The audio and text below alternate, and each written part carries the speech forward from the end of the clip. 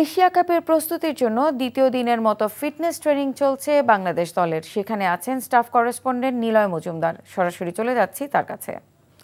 নিলয়, ক্রিকেটারদের ফিটনেস নিয়ে coach Nathan কেলি কি সন্তুষ্ট?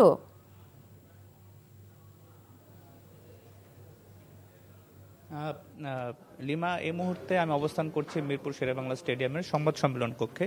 নাথান কেলি 9:30টার দিকে প্রেস কনফারেন্স করার কথা থাকলেও তিনি এখনো আসেননি, যেহেতু খেলোয়াড়দের ট্রেনিং চলছে, খেলোয়াড়রা ট্রেনিং করছেন তার আন্ডারে।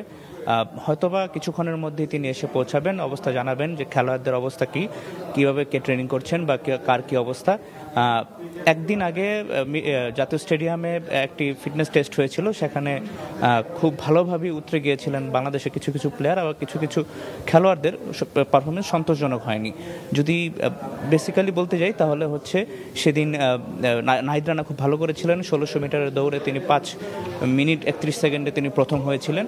তবে তাসকিন বা শরীফুল যারা আছেন তারা দৌড়ে উতরে যেতে পারেননি, বা ফিটনেস টেস্টে যতটুকু ভালো করার কথা ততটুকু ভালো করেননি।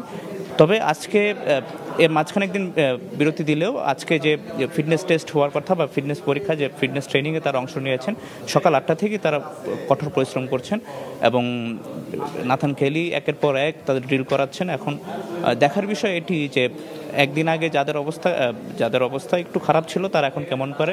এই প্রস্তুতিটা মূলত হচ্ছে এশিয়া কাপের জন্য, যেহেতু এশিয়া কাপের আগে বাংলাদেশের নেদারল্যান্ড সিরিজ আছে এবং এই 15 তারিখেই ভিতরে 14 তারিখ পর্যন্ত ফিটনেস ট্রেনিং অংশ নেবেন খেলোয়াড়রা।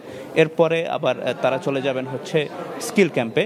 তো এর মাঝেই খেলোয়াড়দের অবস্থা এবং তারা কীভাবে কী করছেন, তাদের ফিজিক্যাল ফিটনেসটা কেমন, তা নিয়েই বলবেন নাথান কেলি। এখন কিছুক্ষণের মধ্যে হয়তো তিনি এসে পৌঁছাবেন, আমরা বিস্তারিত জানার চেষ্টা করব কিছুক্ষণ পর। লিমা, জানছিলাম বাংলাদেশ ক্রিকেট দলের ট্রেনিং এর খবর। বান্ডেল থাকলে প্রতি সেনমানিতে টাকা বাঁচবে। বিকাশ সেনমানি বান্ডেল কিনে জিতুন প্রতি লেনদেনে।